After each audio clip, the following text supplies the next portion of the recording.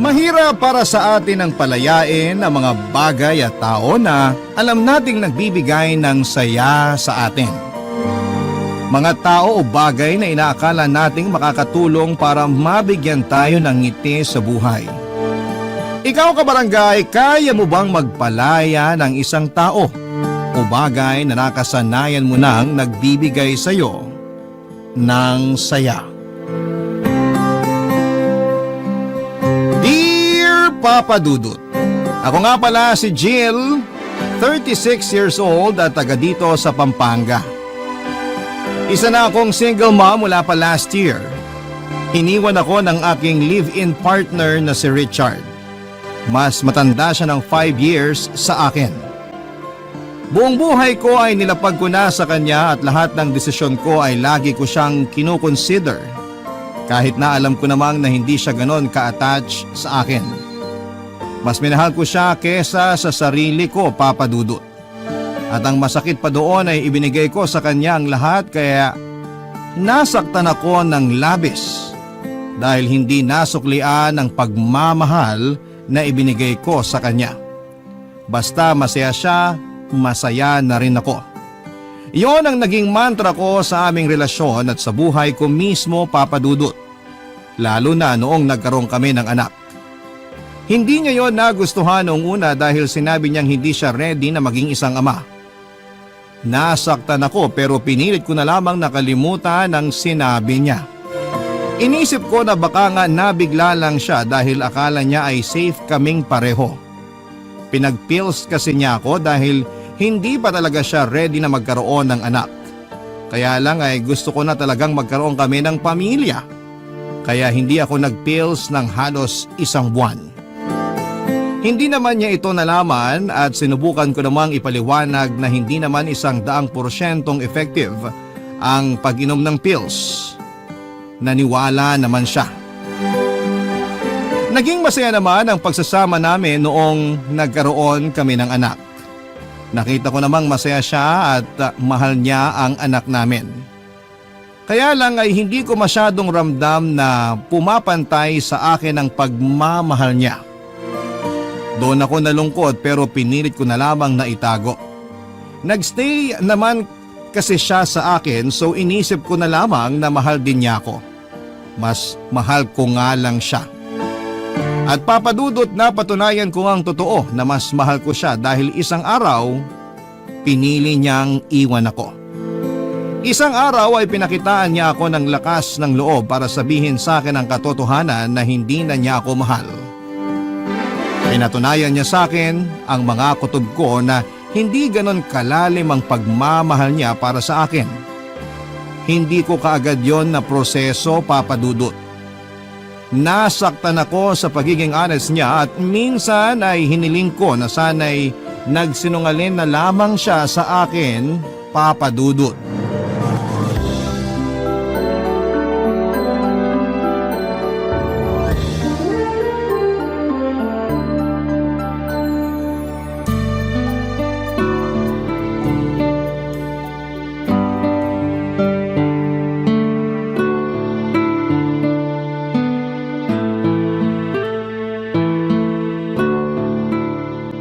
Tulog na ba ang anak natin? Oo, kakatulog lang. Kanina ka pa niya hinihintay. Sorry, may kinailangan lang kasi akong gawin. Hindi mo man lang sinagot yung tawag ko? Nakailang tawag kami ng anak mo kanina kasi gusto ko raw niyang makita at makausap man lang bago matulog. Sorry, Puro sorry na lang. Kailan ka ba babawi sa amin ng anak mo? hindi naman ako nagkulang sa anak natin. Pero sa akin, May kailangan tayong pag-usapan. dapat nga siguro mag-usap na tayo. Marami na kasi akong napapansin sa'yo eh. Mabuti naman at willing ka makipag-usap sa akin ngayon. Jill, ayoko na. Anong ayaw mo na? Ayoko na. Ayaw mo na? Ayaw mo nang pinipilit kitang kumain ng gulay? Ayaw mo nang samahan ako magsimba tuwing Miyerkules? Ayaw mo nang samahan ako manood ng TV pagka uwi mo galing trabaho? Alin siya ang ayaw mo at babaguhin ko? Wala nang kailangan baguhin. Ayoko na talaga. Klaruhin mo! Ayoko na sa relasyon natin. Ayoko na rin naman tong nangyayari sa relasyon natin pero hindi naman ibig sabihin ay susukuan ko na. Magkaiba tayo. Gusto ko na tong sukuan Hindi ka pwedeng sumuko dahil may anak tayo. at hindi ko siya pababayaan. Yan ang mapapangako ko sa inyo. Paano ko bang hahawakan yung pangako na yan hindi mo nga natupad yung pangako mo na magsasama tayo habang buhay? Para sa anak natin, tutuparin ko ang pangako ko. At yung pangako mo sa nanay ng anak mo? Jill, huwag ka naman ganyan. Ikaw pa tong ang lakas ng loob na iwan ako, samantalang ako lang naman tong nag-e-effort sa relasyon natin. Ayun na nga eh. Ikaw na lang nag-e-effort. Hindi mo ba makitang unfair yon? Unfair talaga sa part ko. Tapos ikaw pa tong may gana mang iwan? Nagpapakatotoo lang ako. Hindi na kita mahal. Hindi na ako masaya. At sa tingin mo ako masaya? Kaya nga palayain na natin ang isa't isa para maging masaya na tayo. Alam mong kayo ng anak natin ang nagpapasaya sa akin. Huwag mo namang basta bawiin yun. Ang tagal na nating magkarelasyon ni hindi nga ako nag-demand sa'yo ng kasal kasi alam kong ayaw mo. Nakailang sumbat ka na sa kasal sa akin. Kasi ang tagal ko nang hinihingi pero hindi mo magawang ibigay. Kasi hindi ako ready. O talagang hindi lang ako yung gusto mo makasama habang buhay. Sa akin ka hindi ready, di ba? Hindi madaling aminin pero totoo. Hindi ikaw ang gusto ko makasama habang buhay. Ay, Richard! Ramdam ko naman yan una pa lang. Hindi lang ako nagsalita. Kasi akala ko magagawa ng paraan ng oras yung nararamdaman mo para sa akin. Umasa ako na mamahalin mo rin ako tulad ng pagmamahal ko sa'yo. Ni minsan di mo sinubukang pumantay sa nararamdaman ko. Napakatamad mong magmahal. Yun na nga ang problema. Lagi mo hinihiling na pantayan kong pagmamahal mo sa akin. Isa hindi ko nga magawa. O ayaw mo nang gawin talaga. Siguro nga, oo. Tatanggapin mo na lang? Wala man lang pagbabago para sa anak mo? Hindi ako nagkulang sa anak natin. Kaya alam kong wala akong dapat gawing pagbabago. Ang makasarili mo! Hindi ba mas makasarili ka kasi ayaw mo akong palayain kahit alam mong ayoko na? Para to sa anak natin! Bakit ba mas ramdam kong ginagawa mo to para sa sarili mo? Hindi ako nakasagot dahil alam kong yon ang katotohanan. Totoo ang sinabi ni Richard na kaya ko siyang gustong magstay ay para sa akin at hindi para sa anak namin. May parte sa puso ko na ginagawa ko ang pagmamakaawa kay Richard para sa anak namin. Pero mas malaking parte noon ay ginagawa ko para sa sarili ko. Buong gabi ay nakiusap ako kay Richard na huwag na akong iwanan. Nilatag ko ang iba pang mga kadahilanan para magstay siya pero lahat ng yon ay tinabla niya. Desperada na ako para hindi siya umalis sa buhay ko, Papa Dudut. Nagwala ako, sinaktan ko siya ng pisikal at nagpaulit-ulit ang pagmamakaawa ko sa kanya. Alam kong napalala noon ang kagustuhan niyang umalis na. Pero hindi ko napigilan ang sarili kong ipakita ang totoong emosyon ko. Ang tagal kong tinago lahat ng sakit tapos sa huli ay iiwanan niya lamang ako. Natapakan ang emosyon ko at lumaban ang katawan ko. Hindi naman inilagan ni Richard ang mga pananakit ko sa kanya at sa mga masasakit na salita ko. Inubos ko talaga ang lahat ng nasa puso ko baka sakaling makatulong sa pag-move on ko. Kung hindi lang nagising ang anak namin, hindi sana ako titigil sa pananakit kay Richard. Kinuha namang pagkakataon yon ni Richard para umalis na. Wala siyang kinuhang mga damit. Pagbalik ko sa sala, hindi ko na siya nadatnan doon at nanlumo ako. Hindi pa ako tapos magmakaawa at hindi pa ako tapos sabihin lahat ng sama ng loob ko sa kanya. Wala tuloy akong nagawa kundi ang umiyak na lamang mag-isa. Hindi nalaman ng anak namin ang nangyari at hindi ko rin alam kung paano noon ipapaliwanag sa anak namin na iniwan na kami ng ama niya. Naiwan ako mag-isa sa pangangalaga ng anak namin, Papa Dudut. Kahit tinupad naman ni Richard ang pangako niyang sustento sa aming mag-ina, ay hindi pa rin yon naging sapat at gusto ko pa rin ng buong pamilya, Papa Dudut. At pinangako ko sa sarili kong hindi ako titigil hanggat hindi ko napababalik sa buhay ko si Richard. Desidido akong bumawi siya sa kahit na anong paraan. Nakayanan kong tiisin ang kakarampot na pagmamahal niya dati Alam kong makakayanan ko pa rin yon sa mga susunod, Papa Dudut.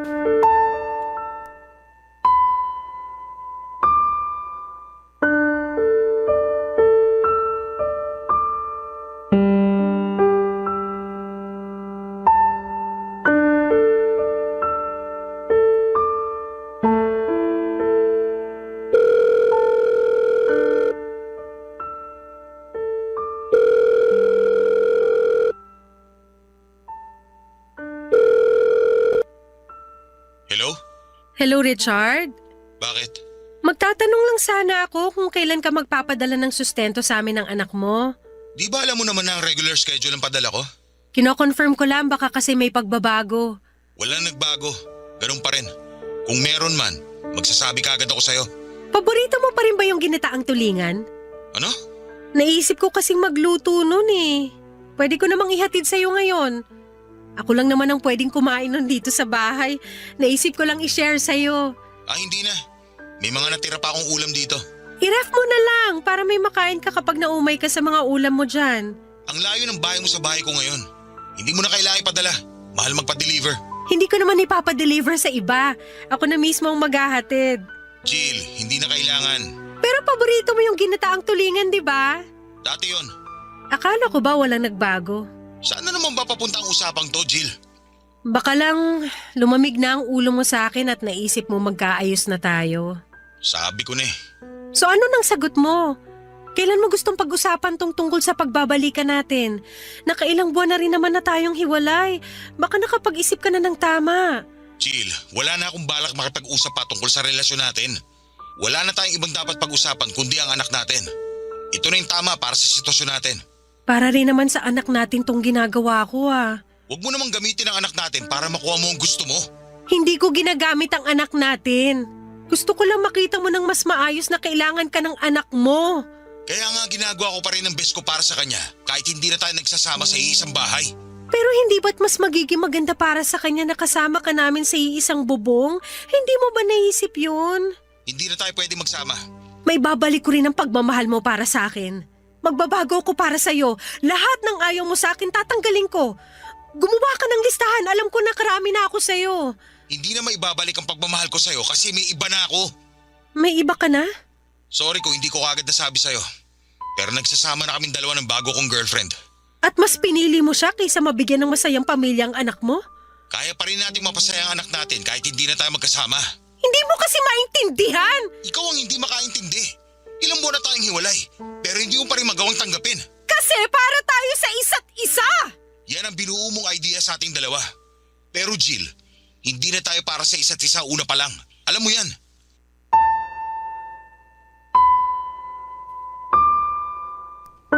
Lagi na lamang kay Richard ang huling salita, Papa Dudut.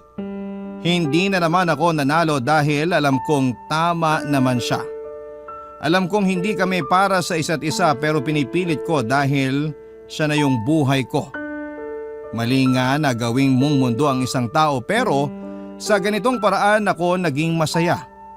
Kaya nung umalis si Richard ay nawala na ako ng dahilan para magpatuloy pa. Kahit mismong anak namin ay hindi na ibigay ang saya na dulot sa akin ni Richard. Nakaka-guilty ang ganong pakiramdam pero totoo akong tao at alam kong ito ang totoong nararamdaman ko. Papadudot, after kong nalaman na may iba na ang karelasyon si Richard ay nadurog ako. Hindi ko naalaga ang maayos ang anak ko at kinailangan ko muna siyang ipaalaga sa magulang ko para maproseso ko ang nangyari sa amin ni Richard. Nagkulong lamang ako sa bahay at iniyak ko ang lahat ng sama ng loob ko. Panay ang tingin ko noon sa pictures namin ni Richard dahil sobrang nami-miss ko na siya. Binalikan ko ang lahat ng conversation namin noong nagsisimula pa lamang ang relasyon namin. Alam kong sinasaktan ko lamang ang sarili ko sa ginagawa ko. Pero hindi ko mapigilang sariwain noon ang nakaraan namin. Naging masaya naman kami dati kahit na nakukulangan ako sa pagmamahal niya sa akin. Kung nakontento na lamang sana ako dati at hindi na lang laging nagrereklamo sa kanya, sa sama ng loob ko dahil hindi ko masyadong maramdaman ang pagmamahal niya. Sana'y hindi kami nagkahiwalay. Sana'y natuto akong tanggapin na lamang kung ano lang ang kaya ni Richard, kung yun lamang ang paraan para magstay siya sa buhay ko. Pinagod ko rin ang sarili ko sa kakaisip ng paraan para makuha ko siya pabalik sa buhay ko, Papa Dudut. Hanggang sa bigla ko naalala ang tiyahing kong nasa probinsya. Napangiti ako dahil nakaisip na ako ng magandang plano at kailangan ko ang tiyahin ko para maisakatuparan yon. Papa Dudut, alam ko na ang gagawin ko at sigurado na ako noon na makukuha ko pabalik si Richard. Dahil doon ay napatigil na ako sa pag-iyak. Dahil doon ay gumaan na ang pakiramdam ko dahil mababawi ko na kung sino ang para sa akin, Papa Dudut. Barangay Love Stories. Barangay Love Stories. Papa Dudut, hindi ko muna kinuha ang anak ko sa mga magulang ko dahil kinailangan kong umuwi ng probinsya para puntahan ang tiyaming ko na noon ay 60 years old na.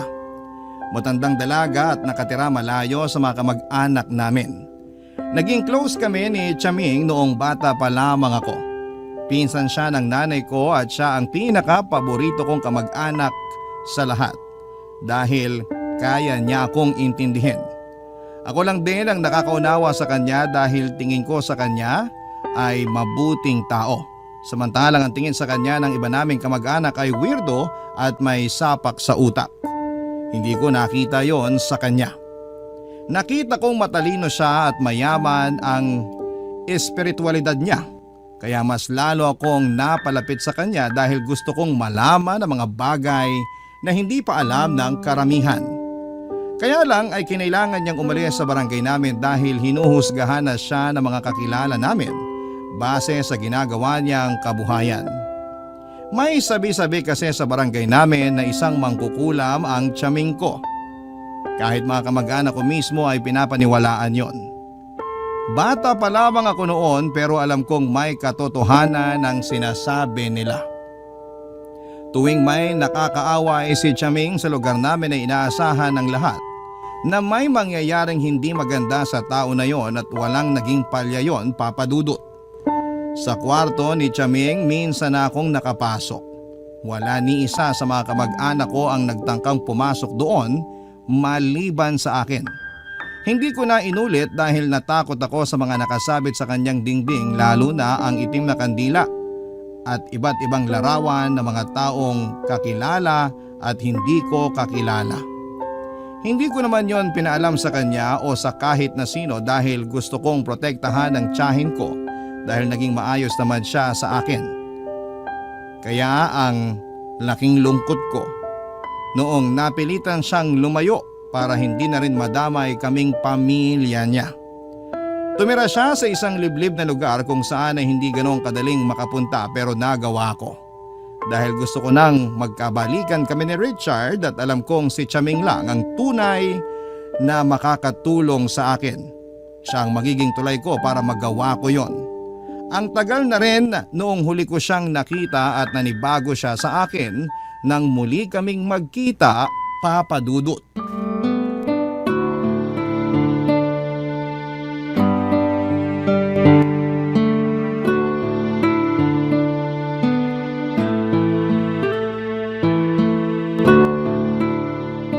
Oh, Jill, hindi kita halos nakilala ah. Marami talaga nagagawa ang oras sa tao, Tiyaming. Sa akin ba anong nagawa ng oras sa itsura ko, ha? Parang umatras ang oras sa inyo. Bumabata kayo tignan ah.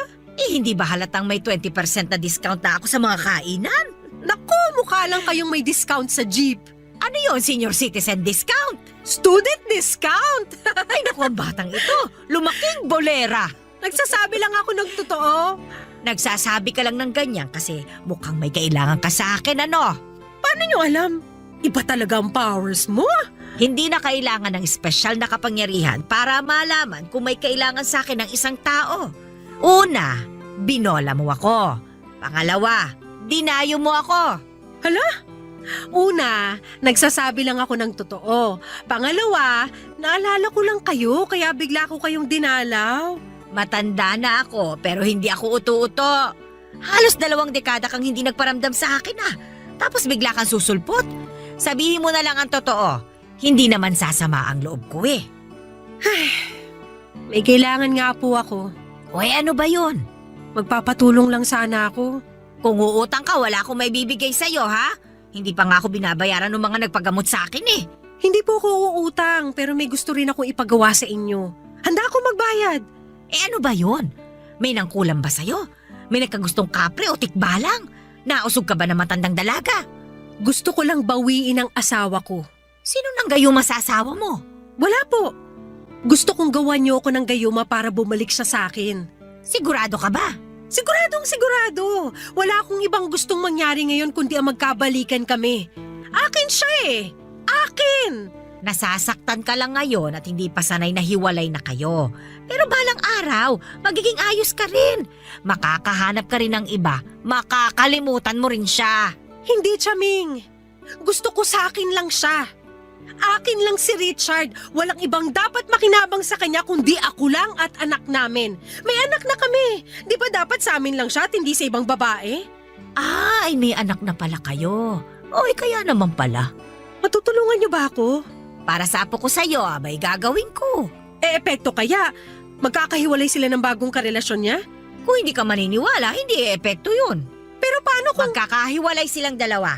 Maniwala ka sa akin. mamahalin din kaya niya ako ng sobra? Tulad ng pagmamahal ko sa kanya?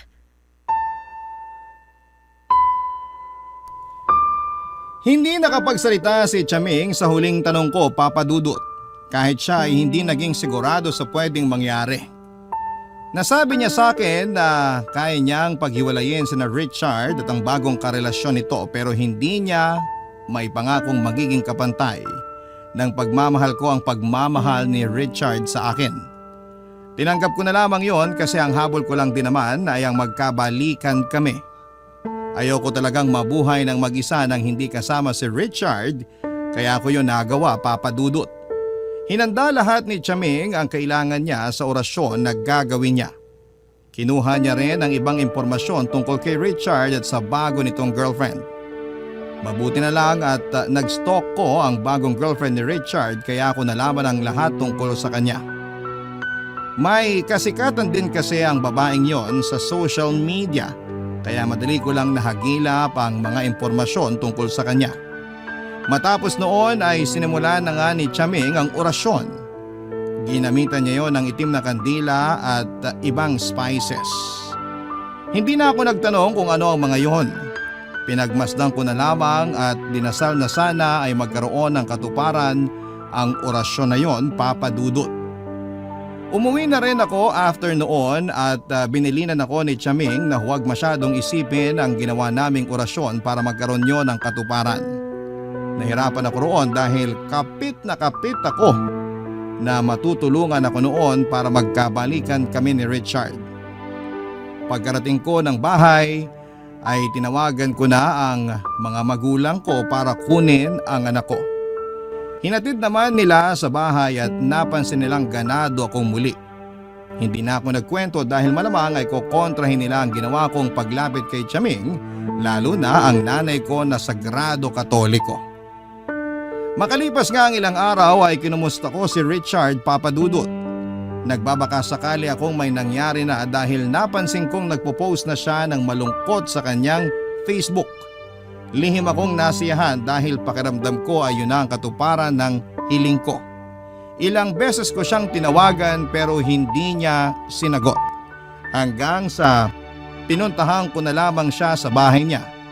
Iniwan ko munang muli ang anak namin sa magulang ko dahil may naisip akong plano, Papa Dudut.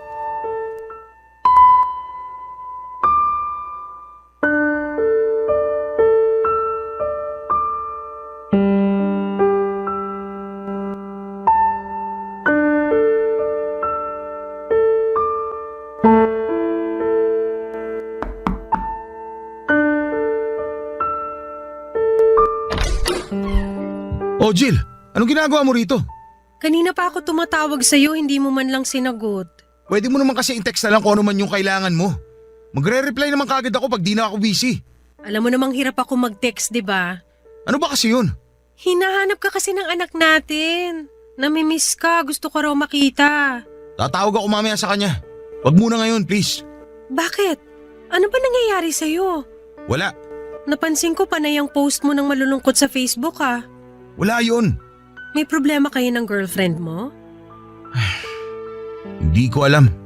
Ah, may problema nga kayo. Okay lang ba kung umalis ka na muna? Kailangan ko lang mapag-isa.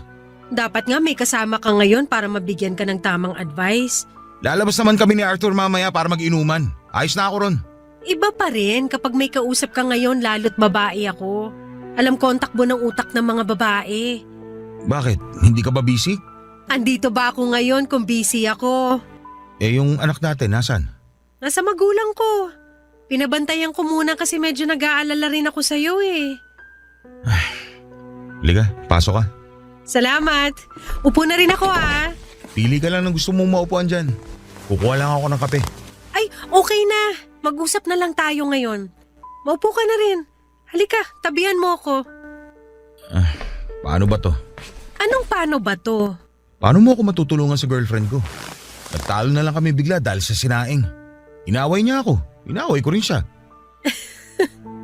Dahil lang sa sinaing? Alam ko ang babaw.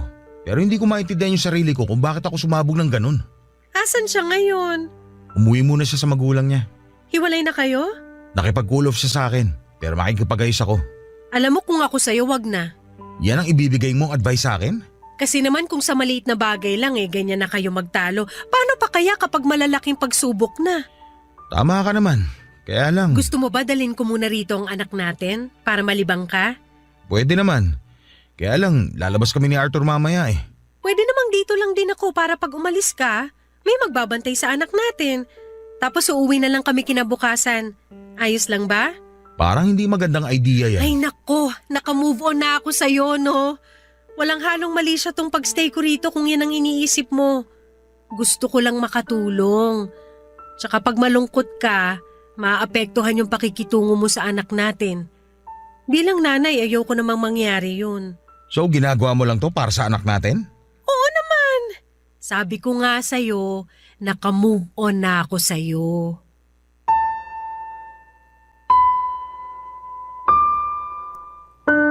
Siyempre, nagsinungaling ako kay Richard para payagan niya akong mag-overnight sa bahay niya. Kailangan ko rin kasing makibalita at natuwa talaga ako sa nangyari. Kinuha ko ang anak namin at saka dinala sa bahay ni Richard. Natuwa kong makita silang masayang magkasamang mag-ama. Parang nabuo ulit kaming pamilya. Hindi na rin natuloy na umalis si Richard kasama ang kaibigan niyang si Arthur. Nag-decide na lamang siya na manood kaming pamilya ng pelikula sa bagong TV niya. Hindi ko may paliwanag ang sayang nararamdaman ko ng mga oras na yon at naging magaan din ang pakikitungo sa akin ni Richard. Kaya naman alam kong nag-work talaga ang orasyon na pinagawa ko kay Chaming. Hindi rin niya hinawakan ang cellphone niya buong magdamag na kasama niya kami. Kaya alam kong hindi sila nagkausap na dalawa ng girlfriend niya. Papadudod sa pagdaan ng mga araw, nakibalita pa rin ako kay Richard, hindi pa rin daw sila nagkakaayos ng girlfriend niya. Ramdam kong balisa si Richard at ayon kay Chaming, parte raw yon ng ginawa niyang orasyon. Hindi rin nag-attempt na lumapit si Richard sa girlfriend niya at hindi raw niya maintindihan kung bakit. Dati naman daw ay si Richard ang nagpapakumbaba sa tuwing may maliit silang away. Pero noong pagkakataong yon ay nagbago na ang lahat. Hindi na raw naramdaman ni Richard na kailangan niyang lumapit sa girlfriend niya. Naramdaman daw niya na nababalisa siya sa tuwing naiisip na kausapin ang babaeng yon. Isa na namang senyales na epektibo ang ginawa ni Chaming. Kaya naman nagpapasalamat akong muli sa tiyahin ko. Ang kailangan ko na lang hintayin ay ang pagbabalik ni Richard sa aming mag-ina. Hindi ko pa ramdam na nagbalik na ang pagmamahal niya sa akin, pero sabi nga ni Chaming, kailangan ko lang magtiwala sa hiwaga ng gayuma. Barangay Love Stories. Barangay Love Stories. Masaya ako na nadagdagan na rin ang atensyon ni Richard hindi lang sa anak ko kundi maging sa akin din. Kinilig ako sa tuwing kinukumusta ko ni Richard, Papa Dudut. Lagi na rin niyang hinihiram ang anak namin at dumadami na ang oras niya sa aming mag-ina. Kaya naman nagpapasalamat talaga ako na lumapit ako kay Chaming. Wala pa rin akong nabalitaan kung nagkakausap pa rin ba sina Richard at ang girlfriend niya. Kailangan ko na lang silang mapaghiwalay ng totoo para matapos na ang kalbaryo ko at makapasok na akong muli sa eksena. Alam ko namang alanganin pa rin si Richard sa gagawin noon sa relasyon nila. Ramdam ko pa rin naman noon na may pagmamahal pa rin siya sa babaeng yon. Ang maganda lang sa nangyayari noon, di gumagawa ng paraan si Richard para magkaayos sila ng girlfriend niya. Pasensya na ha kung hindi ko magawang banggitin ang pangalan ng girlfriend ni Richard dahil kapag naririnig ko yon ay nababalisa din ako. Sinabi ni Chaming na normal lang daw yon sa mga nagpagawa ng orasyon. Papa Dudut, inakala kong magtutuloy-tuloy na ang magandang balita na hindi na nga magkakaayos sina Richard at ang girlfriend niya. Hanggang isang araw ay napansin ko na lamang na parang biglang nagbago si Richard. Hindi na siya dumadalaw noon sa bahay namin at bihira na rin kung hiramin niya ang anak namin kahit na day off niya. Kinutuban na ako lalo na at bihira na rin niyang sagutin ang mga tawag ko. Alam kong may mali na. Tinanong ko si Richard kung nagkaayos na ba sila ng girlfriend niya at sinabi niyang oo. Nagkabalika na raw sila. Nadurog muli ang puso ko, Papa Dudut. Iniwan kong muli ang anak ko sa mga magulang ko at saka pinuntahan si Chaming para itanong kung bakit nagkabalikan pa rin silang dalawa, gayong malakas naman ang ginawang orasyon ni Chaming.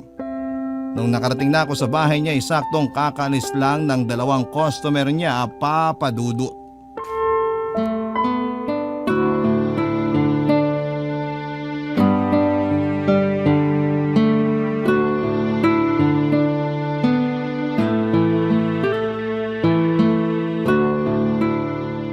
Customer mo ba yung mga umalis, Chaming? Ay oo! Yung isa nagpagawa ng orasyon para lumakas ang negosyo niya. Yung isa naman nagpahula. Nanguhula ka na rin pala? Ay hindi pa ganong kapulido. Kaya nga ang hingi ko lang, madalas donasyon lang. Papahula pa naman sana ako. Ay saka na kapag magaling na ako talaga. Tsaka nanghihina pa ako ngayon eh. Hala, ayos lang po ba kayo? Dumagsa kasi ang mga customer mula pa kahapon. Bentang-benta pala kayo eh. I-recommenda ko nga kayo sa mga kakilala ko sa amin sa Pampanga. Ay sige nga para makadagdag sa pagpapagawa ko ng bahay. Maliit lang din kasi ang sinisingil ko sa mga customer ko. Akong bahala sa inyo. Basta tulungan nyo rin ako kay Richard. O di ba hindi nga't natulungan na kita noon? Nagkahiwalay na sila ng nobya niya, hindi ba? Nagkahiwalay lang pansamantala pero ngayon nagkabalikan ulit sila. Ah, ganun ba? Effective yung orasyon na ginawa nyo para maghiwalay sila eh. Pero bakit nagkabalikan ulit? Hindi ba dapat hindi na? Dahil kumukupas din ang gayuma o kahit anong klase ng orasyon. Bakit di nyo sinabi sa akin? Ay hindi ba? Hindi ko ba nabanggit? Ang importante ngayon alam mo na. Paano to, Chaming? Kailangan ko magkahiwalay ulit sila. Tulungan nyo naman ako. Tinulungan na kita nung minsan. Nanghihina ako ngayon. Baka isara ko muna itong bahay ko para sa mga ganyan. Ako na magpapagawa ng bahay nyo. Paghiwalayin nyo lang sina Richard at yung girlfriend niya. Sigurado ka ba? Opo, basta may babalik nyo sa akin si Richard. Akin siya eh, akin! Hindi mo naman kailangan ipagawa itong bahay. Pero ayos naman sa akin kung magbabayad ka bilang kailangan ko rin makabawi sa mga espiritong gabay ko na tumutulong sa akin sa proseso. Kahit magkano pa yan? Sige, gagawin ko sa Biyernes. Lalo't bilog ang buwan nun. Malakas ang epekto kapag sa araw na yung ginawa ang orasyon. Chaming, tuloy-tuloy lang ha. Tatawagan ko kayo kapag kumukupas na yung orasyon para magawa nyo ng paraan. Siya, sige. Lulutuin ko lagi ang kandila. Masiguro lang na magkahiwalay sila ulit. Salamat, Chaming. Pero tandaan mo, Jill, ha? Lahat ng ginagawa kong ito ay may kapalit. Babayaran ko naman po kayo eh. Kapalit sa'yo. May balik ito sa'yo. Naiintindihan mo ba? Hindi ko sinagot ang tanong ni Chaming, Papa Dudut. Doon ko lang na-realize na may kapalit nga naman ang paglapit sa mga ganong ritual. Pero sabog ako mula sa pagmamahal ko kay Richard kaya sinabi kong ayos lang. Napansin kong nadismaya si Chaming sa sinagot ko. Kaya lang ay hindi na rin siya nagsalita pa. Nagpaalam na rin ako dahil kailangan ko nang sunduin ang anak ko at habang nasa bus ako ay nakaramdam ako ng takot sa posibleng maging balik sa akin ng pinagawa ko. Kaya lang papadudot mas nangibabaw talaga ang kagustuhan kong makuha pabalik si Richard. Natikman kong muli ang atensyon niya mula nung nagkahiwalay sila pansamantala ng girlfriend niya. Kaya lang mabilis din yung nawala dahil kumupas na pala ang orasyon na pinagawa ko. Sumapit nga ang araw ng Biyernes, kabilugan ng buwan. Saktong 3:00 daw ng madaling araw nang simulan ni Chaming ang ritual. Excited na naman ako sa magiging pagbabago ng trato ni Richard sa aming mag-ina. Kaya lang ay hindi agad umepekto tulad ng dati.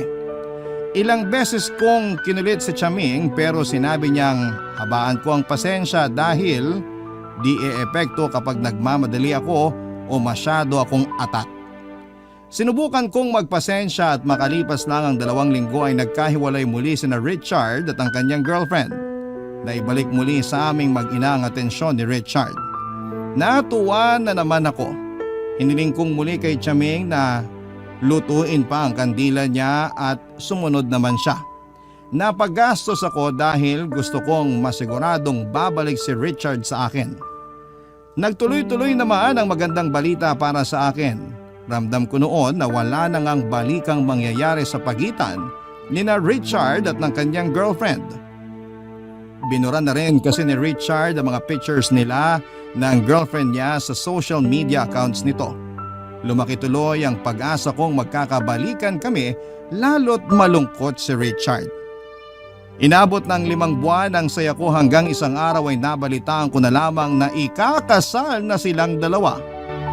Gumuho ang mundo ko. Nagmadali akong pinuntahan si Chaming para itanong kung bakit ganon ang nangyari. Akala ko noon ay mapapasa akin ng muli si Richard, bakit biglang bumalik siya sa babaeng yon.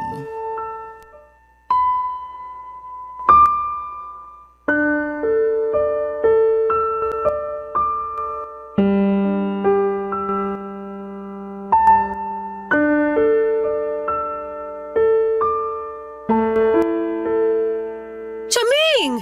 Ikakasal na si Richard at ang girlfriend niya! Ay, ganun talaga. Paano ganun talaga? Kung hindi ukol, abay hindi bubukol.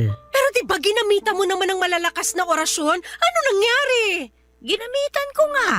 Nakita mo naman ang epekto ng mga nakaraang buwan, hindi ba? Oo, nagkagulo sila, nag-away, nagkahiwalay. Oh, edi ibig sabihin, umepekto nga. Pero bakit ngayon hindi na? Ba't nagkabalikan sila? Gusto mo ba magsindi ulit ako ng kandila? Niloloko na ata ako ng mga kandila mo eh. Paano bang niloko ka? Nakita mo nga nagkahiwalay sila, hindi ba? Pero nagkabalikan din sila. Hindi ganito ang plano. Dapat forever sila magkakahiwalay. Ganun nga talaga. Yan na lang ba isasagot nyo sa akin ngayon? Malamang. Matapos lahat ng binayad ko sa inyo? Halos napunta na sa inyo lahat ng ipon ko para sa kinabukasan ng anak ko eh. Jill, nagpagawa ka sa akin ng ritual, hindi ba? Malamang kailangan mong magbayad. At saka sabi mo sa akin, babayaran mo ko. Ikaw ang nagpresenta. Pero sana, tulad ng ibang customer, maibigay man lang sana ang serbisyo na kailangan ko. Naibigay ko naman sa'yo ang kailangan mo. Napaghiwalay natin si Richard at yung girlfriend niya. Uulitin ko lang.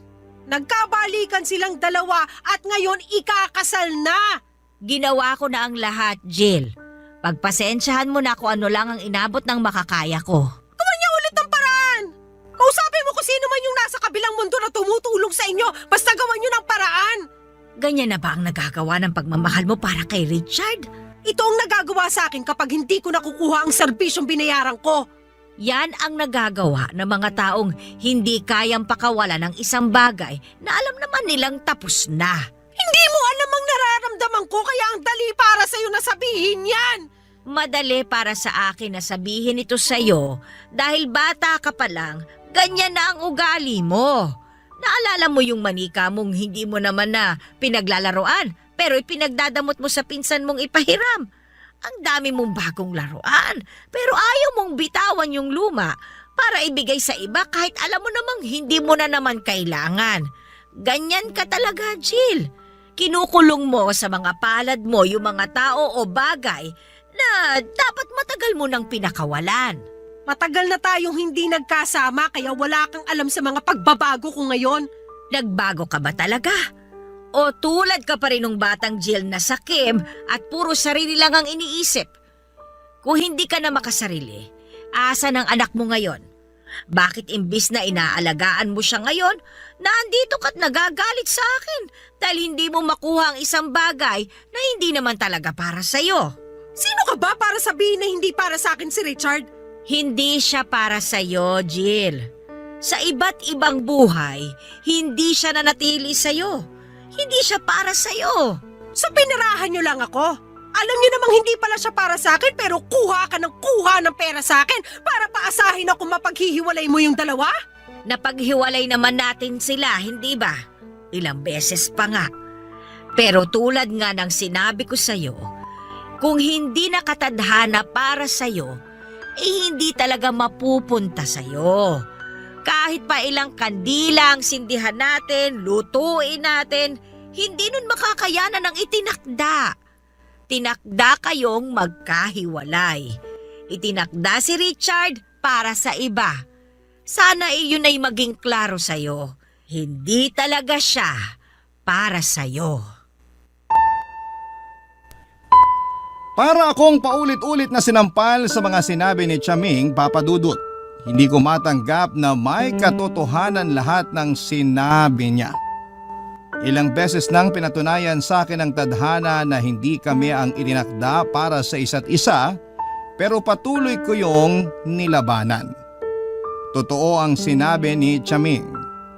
Hindi ko magagawang pakawalan yung mga bagay na alam kong tapos na. Hindi ako natuto. Hindi ako pumayag na basta-basta na lamang mawala lahat ng bagay na gusto kong hawak ko lamang. Gaya na lamang ni Richard, Papa Dudut. Iniyak ko lang ang nararamdaman kong pait at sinubukan kong tanggapin pero hindi ko kaya. Nilabas ni Chaming ang barahan niya at saka walang pasabing binasahan ako ng kapalaran. Doon niya ipinakitang hindi talaga kami ni Richard ang nakatakda. Nakita na raw yon ni Chaming. Sina Richard at ang kanyang girlfriend ang nakatakdang magsama habang buhay. Parang dinaganan ang dibdib ko sa mga sinabi ni Chaming, Papa Dudut. Hindi madaling tanggapin ang katotohanan. Pero noong hinawakan niya ang kamay ko at sinabing merong bagong darating, at yun na nga ang para sa akin. Ramdam ko ang sincerity sa mga mata ni Chaming at sinabi niyang paparating na ang para sa akin. Kung magagawa ko lang bitawan ang hindi na para sa akin. Papa Dudut, hindi na ako umulit pa na magpagawa ng orasyon kay Chaming. Tinanggap ko na lamang ang katotohanan hindi para sa akin, kundi para sa anak ko. Minessage ko si Richard at sinabi kong kailangan ko munang malayo sa kanya para makapag-move on. Inamin kong maipagmamahal pa rin ako sa kanya at hindi madali na malamang ikakasal na siya sa iba. Kailangan ko lang ayusin ang sarili ko at intindihin ang anak ko. Naintindihan naman niya at humingi siya ng tawad sa lahat ng mga naging pagkukulang niya. Inayos namin ang para sa schedule ng anak namin at sinabi ko sa kanya na sa magulang ko na lang lumapit kung may kailangan siya sa anak namin. Hindi ko muna siya kayang makita o makausap man lang dahil baka kung ano pa ang magawa ko. Ikakasal na sila ngayong taon, Papa Dudut, at hindi pa rin ako makamove on sa kanya. Pero kinaya ko na ngayon. Bit-bit ko na lamang ang pag-asa na balang araw ay may darating din na para sa akin. Na kapag hindi ko pa binitawan si Richard, itatago siya ng dakilang lumikha sa akin. Kaya ako bumitaw dahil alam kong may darating at yon ang mananatili para sa akin. Hanggang dito na lamang po ang aking liham, Papa Dudut. maraming salamat po sa pangunawa at pagbabahagi ng aking kwento sa inyong mga masusugid na tagapakinig sa Barangay LS 97.1 Forever. Muli, maraming salamat po. Ang inyong forever at kapusong kabarangay, Jill. Nagustuhan ng iyong napakinggan? Ituloy yan via live stream sa www.gmanetwork.com/radio. Barangay LS 97.1 Forever!